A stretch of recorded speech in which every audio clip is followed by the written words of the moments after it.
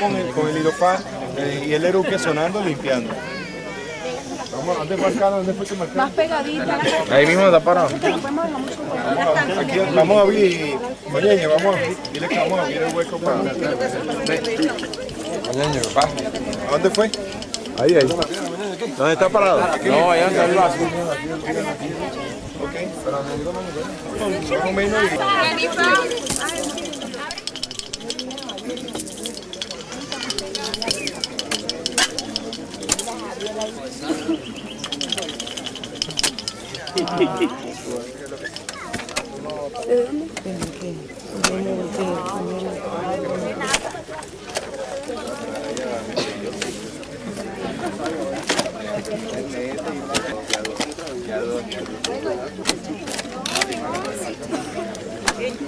Los que van a repetir, bueno, ese café que Michelle la mesa para que usted comparte con ella.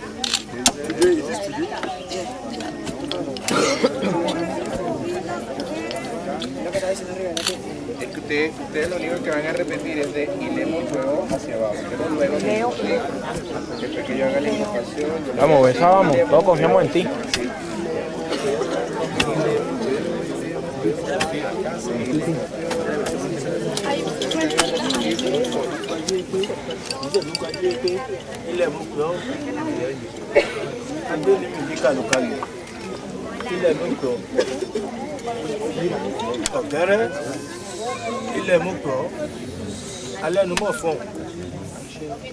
Elédùmarè bàbá òkè ọba àríkú ọba àrídìbàjẹ́ àgbàdo àṣẹdọwọ́ ẹ̀ báyìí ó àràbà àgbáyé ló kì í fẹ́ ìbá ṣẹ̀dá ìbá tẹ̀dùmọ́lẹ̀ àwò làrẹ́ kírìndì àwò òdìta eléṣẹ́ àwò ilé ọyán dàwòdúrà àwọn òmẹ́lẹ̀jì erìmí àwò òdì ọ̀wọ̀ adẹ́gbọ̀n àwò ilẹ̀ ẹ̀fẹ̀ mo ṣe bá adésíyọ́wọ́ àwò làrẹ́ adéfálù adífàṣẹ abẹ́dìgbà kọ́rùn sáwọ́ ọlọ́fin ọmọdé ìṣẹ́rẹ̀ ọ̀hún pé ojú ọmọ olówó ẹsẹ̀ gìrìgìrì kàlú ẹlẹ́ ọ̀gẹ́rẹ́ láǹgbà mọ́tò àmì láìpẹ́ ọjọ́ bóyá dẹni yo àṣẹ bóyá dẹni àpèsì yorùbá bá ti ń dáwó lébà tó já yọrí sí rere báyìí o fúrúkọlẹ lẹ́rìn ìpín ẹgbẹ́jára ṣe é máa tán wọn lúrí lẹ́rún jẹ níwá kò gbín kó máa jẹlẹ ẹ̀pẹ̀ tí ò ní kú mọ́ ìdíjẹlẹ̀ ọmọ awo ìdíjẹlẹ̀ òkú mọ́ ọ̀yẹ̀kọ́ rí kú báyìí o gbọ́dẹ̀ níyì gbọ́dẹ̀ nẹ̀yẹ gbọ́dẹ̀ ní àpèsì báyìí o ìjọkẹ́dẹ̀ àdáwó lè mọ́ ẹ̀kọ́ yọrí sí rere báyìí o ìjáde níyì o ẹran mẹ́ta lọ́dẹ̀ ẹ̀ pa ọdẹ ẹ̀ pasán ọdẹ ẹ̀ pòfo ọdẹ ẹ̀ pàdánù báyẹ̀kọ́ pasán báyẹ̀kọ́ pòfo báyẹ̀kọ́ pàdánù àwọn mẹ́ta láàmú àléèbá àkẹtì àṣetì àmúbọ́ mẹ́ẹ̀kí mọ̀jẹ̀kẹ́ rìbò lórí Orisa-Oko báyìí o kóyẹ́kẹ́dẹ́ níyì kóyẹ́dẹ́ ní ẹ̀yẹ kóyẹ́dẹ́ ní àpèsì kórí onítají ìlú òsídé ìpérù ìyàndúrà kọ̀ọ̀mìlà tí bàbá lọ́ọ̀ fowó rà rí lẹ́rú rí lọ́nà ń jẹ́kú rí lọ́nà ń jẹ́já àtòkútọ̀sà nàìjíríà rinlá kàkéré tí wọ́n nífẹ̀ẹ́ ọ̀ọ́ ni àǹdásí gidigátẹ́ni àrùn bẹ̀rẹ̀ kẹtẹ́fọ̀n elúgbẹ́lù tọ́ ni ìyàgbẹ́yà tọ́jà àgbàlẹ̀ tókùn yèmídèrè ló kọ́ tá à ń polókun ọmọ àyíká hàn níbù káhàn lóòwò ìgbẹ́bẹ́ lọ́wọ́ yọ jórí ìgbẹ́bẹ́ ọmọ ẹ̀kọ́ ẹ̀jọ̀ gọ́mọ̀ tèmíyàn là àkọ́ké àkéjẹ tí agbómọ̀ yọrí gẹ́tì èsìlá yọrí jù rédèrèdè àmì ayọrí jù rédèrèdè àwọn kútẹ́lẹ̀ ọmọ àrò eléèpẹ́ ọmọ lọ́fin àtẹ̀kíní àtẹ̀kejì ọmọ lọ́fin ni wọ́n ṣe wọ́n ní ká mẹ́ẹ̀ta àtàwọn àgbààgbà mẹ́jọ tó ń ti tọ́jú òfin fẹ̀mú Ọ̀rúnmìlà Ògún Ìyàmí Ṣàpọ̀nná Èṣùlàlú gbogbo wọn náà ni wọ́n bá wọn sọ̀tàn gbogbo wọn lọ́jọ́ ń ṣe àwọn ní ọkọ ọmọdé bá mọ wọn wẹ̀ á bá àgbà jẹun gbàtà bá àgbà jẹun tán náà lọ pẹ́ran wọn náà ń wò ó ní wò ó kúkú làwọn náà bá lọ ń dáwọ́ ṣe ojú rẹ̀ náà ṣe múlẹ̀ àwọn gbàtà mú òun ẹ lọ́jọ́ kìíní àná ìwọ ọlẹ̀ oníkẹ́mọ̀ mú òun lẹ ilẹ̀ mọ̀ mú òun wa lọ báyìí o mọ̀ pa á ká mọ̀jẹ̀ mọ̀ pa á láìpẹ́ ọjọ́ o mọ̀ mú wọn dùn àmì láìpẹ́ ọjọ́ o rẹ́kádẹ́ ní àpèsì mo fi tọmọdé síbà kọ́ máa tara àgbà lọ́wọ́ wa torí bọ́ kúbọ̀ lọ́mọdé bọ́ kórùkú tó ìgbàkúgbà ló ń gbà mo fi tọmọdé kọ́ máa tara àgbà lọ́wọ́ mi báyìí o ọmọdé ilé Ifẹ̀ wọn ìgbéná kárí àdàbà ẹ̀fẹ̀ wọn sì ṣùkà jìrìn wọ́jà ọba náà tó lórúkọ tẹ̀ ń pàṣẹ àgùntàn ló bí èyí rẹ̀ ọjọ́ra àjọ ọkọ̀ ẹ̀jẹ̀ ìdìbò mẹ́kùn ìjọ pátán ọmọ oníkọmọ ẹ̀gbẹ́ aláké ọmọ okùn bọ́mọ ìjẹ ògùn nìbà ọmọ nǹkan ọmọ fún gidi wọn kẹtàgbà ẹlọ́lọ́ kílẹ̀ bí ajá adìyẹ tèbà ti pẹ̀sẹ̀ tura sí ẹbọ báyìí àbí sóògùn ẹbọ rẹ̀ ní fín ètùtù ẹ̀ ní dà èmi owó labí ọmọ mi owó labí awódọ̀ tí mo bá gbogbo Orisa-Oko pé ilẹ̀ báyìí kò jẹ́ kí wọ́n dòde ọ̀run báyìí o àbútọmọdé ṣe báyìí o ẹ parẹ́ mú mọ́ yíyan rẹ̀ ọwọ́ yín ló wà.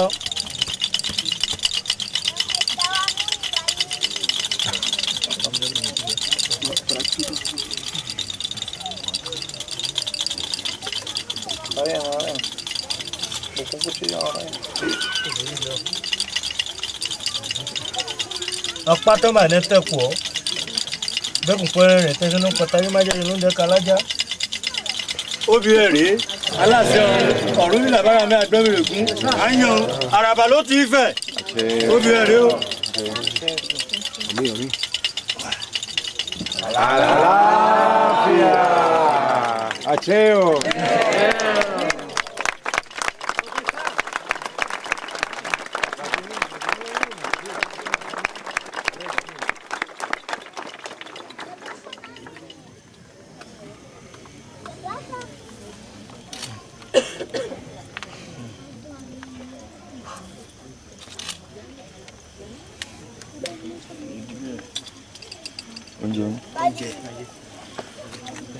Chiquitico. Hola. Chiquitico. Mínimo, mínimo.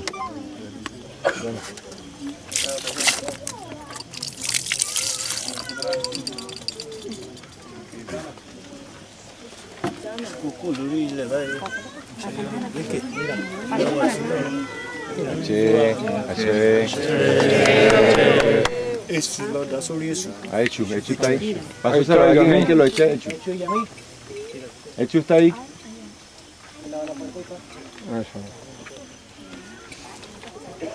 Can we have the tumbler to take this? But you have to do it. Look at the knee. Kó Orisa-Oko mọ̀ fọ́ o. Kí wájú ní Orisa-Oko máa lọ báyìí o. Kó làwọn máa lọ wájú ní o. Iwájú lọ lé sí yín. Wọ́n máa lọ wájú mọ̀jẹ̀ orógun kú o. Nígbà tí ní kò máa dojú Orisa-Oko bọ̀lẹ̀ kó wọ́n dojú ara ìbúlẹ̀ báyìí o. Look at the knee. Kó dẹ́nẹ̀ yẹ o. Ilé ọ̀gẹ́rẹ́ lánàá òun náà bọ́ báyìí o. Mọ̀ gbé wọn jẹ láìpẹ́ ọjọ́ o. Mọ̀ gbé mi akápò ẹ̀ náà jẹ láìpẹ́ ọjọ́ báyìí o. Ìyáde níyì, ìyáde ní ẹ̀yẹ, káàgbẹ̀yìn wa lélẹ̀. À ń tọ́ ṣe báyìí fún ìgbẹ̀yìn wa ní. Torí ẹ̀sẹ̀ àti babaláwo àtolówó àtòǹṣègùn àti gbogbo nkàdùkù ibi tá ká máa wọlé sùn náà ibi tá máa wọ sùn nílé báyìí òun là ń tún ẹ ṣe báyìí gbogbo Orisa-Oko ló ń tún ẹnu tún ẹ ṣe báyìí o ẹgbẹ́dẹ́ ni o.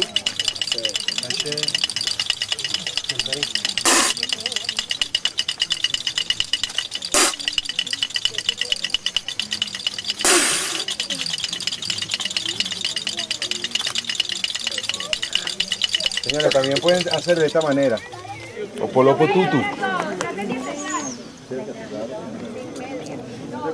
Ya me digo.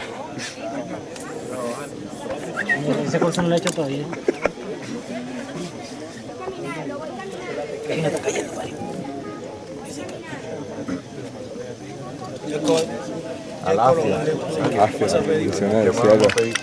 Señores, ¿qué más vamos a pedir? Y no, Alafia. Seguimos triunfando. Señores,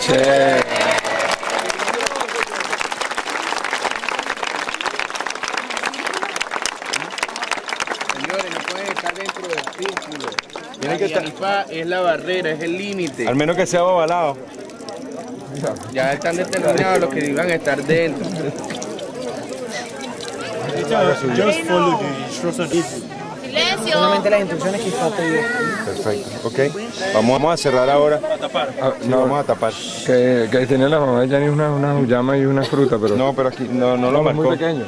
No lo marcó. No, y aparte que no lo marcó, eso se hace cuando lo marca, madre. Aquella vez a su hermano porque se lo marcó. Realmente eso no va en la... Antes lo hacíamos. En la diáspora hacíamos eso, metíamos frutas y todo. Pero lo único que sacea el hambre de la tierra es la vaca por ser la tierra tan grande. No, pero antes lo hacíamos todos lo hacíamos. Claro. Sí, no, antes lo hacíamos. Henry, ya tuve el oriquí ahora. Iba hoy leguere. Avenida Demo Peo. Avenida Demo Peo. Avenida Demo Peo.